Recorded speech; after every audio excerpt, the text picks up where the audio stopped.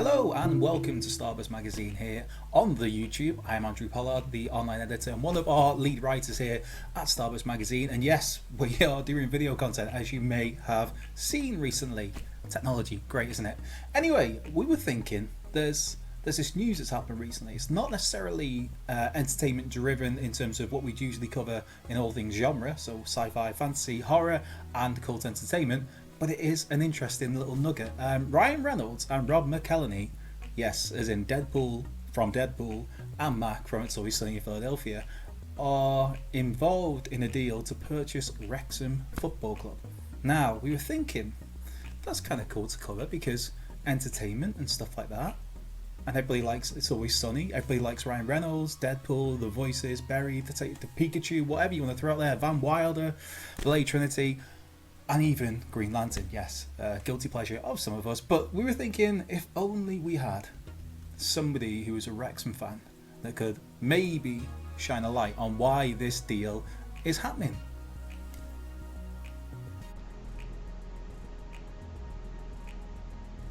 Yes, for my sins, as well as being a massive nerd when it comes to movies, TV, comics, whatever, I'm also a huge football fan. Not just that, but for 25, sometimes painful years, I've been a fan of Wrexham Football Club. Actually, longer than 25 years.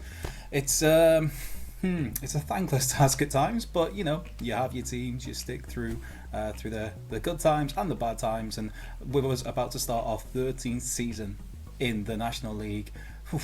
It's been a slog, let me tell you, this past decade. But anyway, people are asking, why would such huge names like Ryan Reynolds, like Rob McElhenney, have an interest in little old Wrexham?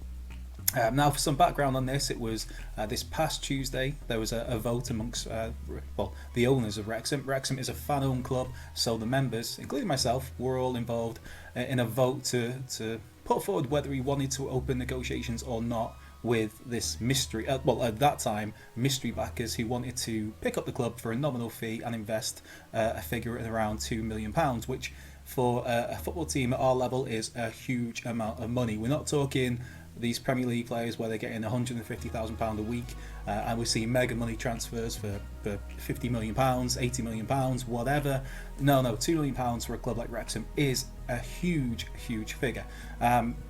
So yeah, Tuesday there was a vote. We voted. 97.5% of members voted in favour of just opening a dialogue at this point in time. We didn't know who these investors were going to be. There was NDAs in place, so the identities were being withheld until further notice, should we say. But that very next day, on the Wednesday it was revealed that it's Ryan Reynolds, it's Rob McElhenney, and you have that moment of,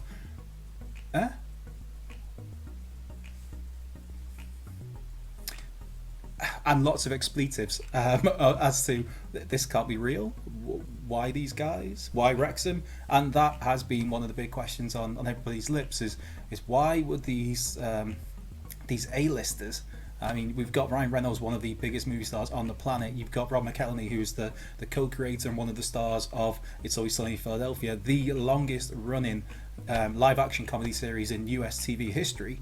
Why would these two guys have an interest in Wrexham? And we don't know the answer for that. The answer to that question is we don't have an answer.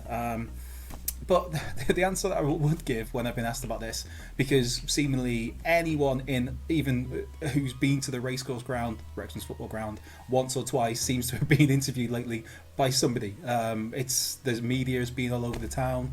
People have been reaching out on social media to Wrexham fans. We've been on the radio, we've been on the news, we've been in newspapers. It's crazy. We're getting around, putting the name out there of our lovely little town and our lovely little football club. But the answer to the why Wrexham is, my answer is why not. It's weird. As Wrexham fans, historically, we've had some great highs. Before my time, there was the European Cup, European Cup Winners' Cup exploits where we got to the quarter final in, I think it's 1976. There was the 1984 we beat Porto in the European Cup Winners' Cup. We've had highs. We've been a lot higher than we are now. Even when I first started going watching in the early 90s, there was that. Maybe we didn't realise it at the time. We didn't appreciate it at the time that was the year we missed out on the playoffs a couple of years and the bounce in what would be League One now. and it was, yeah, we didn't realise how good we necessarily had it until you have the reality of 13 years in the non-league slapping you around the face. Yeah, then you miss those good times. You realise they were good times, but we've had some great times, we've had some not so great times, and with the past decade or more, well, the past probably 15 years being kicking the nether regions after kicking the nether regions, it's a little bit hard for Wrexham fans to fully get on board with, hold on, this is good news. We're not necessarily used to good news. This can't be right. It can't be Wrexham. But right now, it seems like very good news. Of course, there will be another vote to say whether this deal goes through or not, that we put to our members, to our fans, our owners, where the plan of attack will be laid out by Ryan Reynolds, by Rob McElhenney, and whoever else is working with them as their vision for Wrexham Football Club. So there is that still to come. So this deal is not 100% happening, but it's on the table. It's something we need to vote on, and who knows? It's a crazy time. But yeah, I just thought I'd pop this video together because we're looking at, that's my microphone dropping there, professionalism here at Starburst magazine. Yeah, we're just looking at putting out new video content, and we thought there's that guy who writes about films for us, and also is a Wrexham fan. Genius, why not get some insight? So here I am waffling away as to why Mac, why Deadpool are trying to buy Wrexham Football Club. In terms of the other angle of the why, there's rumours out there that, because it seems to be Rob McElhenney is the one who had this idea to buy a football club and to buy Wrexham, and then he got Ryan Reynolds involved. This is just the scuttlebutt, as it were, the rumour and innuendo here on the streets of Wrexham.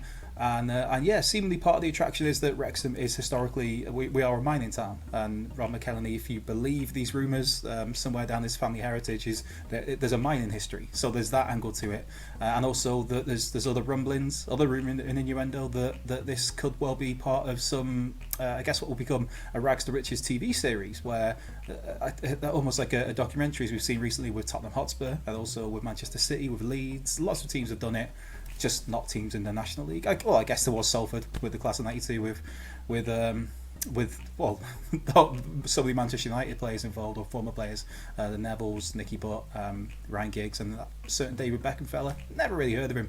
Really used to be all right, but yeah, that's been. There is a market there, I guess. But yeah, I just thought I'd do this video just to.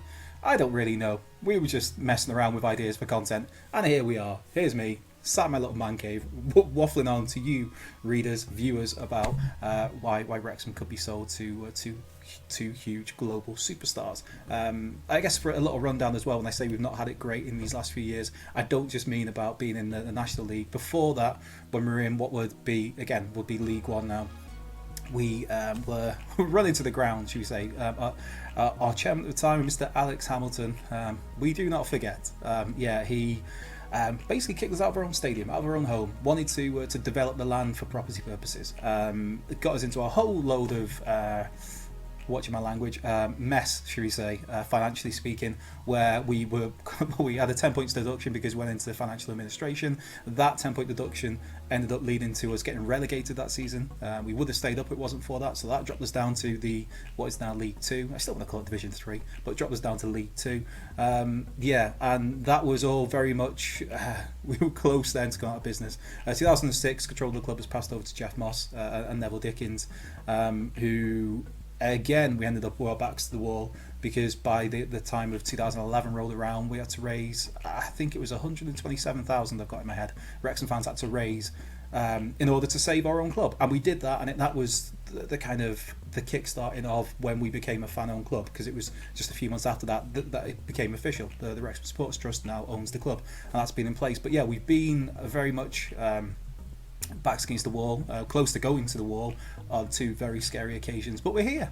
We're in the National League, but we're here. And last season we had our worst ever season in the history of our football club in terms of where we finished. So it's just kind of piling on after piling on, and then you get this nugget of like this weird news of these two superstars coming in to buy the club. But yeah, that is that. So that's what we're up to right now. I just thought, using my knowledge of the football club, don't worry, we won't be having loads of football chatter here at STARBURST magazine, because We are a genre publication looking at movies, TVs, comics, books, whatever fits into sci-fi, fantasy, horror, and cult entertainment. So there'll be more content like that. There'll be more content to come still.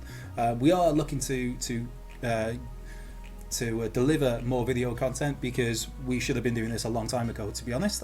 We're making steps in that direction, so expect to see interviews up on here, expect to see some news stories. I know I'm begging Mr. Chris Hayes to come and help me with some news stories, but we'll see what happens on that. And also we'll be featuring other random stuff on here on our video. Also go and check out, speaking of that, just by happenstance, Mr. Chris Hayes, our editor at large here at STARBURST magazine, has a video up that's I'll put a link in the description of this, which is only 4 or 5 minutes long, where he has a Deadpool head.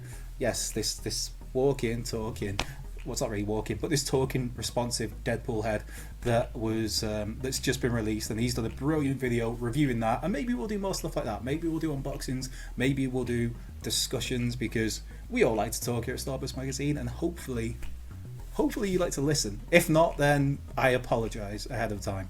But that has been all. This is just me giving some breakdown for people who are all probably thinking, we saw this on the news, why the is that happening? That's why. Yeah, who knows? But yeah, as I mentioned, I've been Andrew Pollard, the online editor and one of the lead writers here at STARBURST magazine. Be sure to follow me on the Twitter at CulturedLeftPeg. Follow us on Twitter at STARBURST_mag. Be sure to like, subscribe, comment on this video, say how much of a waste of time it's been, or how great and insightful you found it. Either way, take care, and we will see you on the flip side.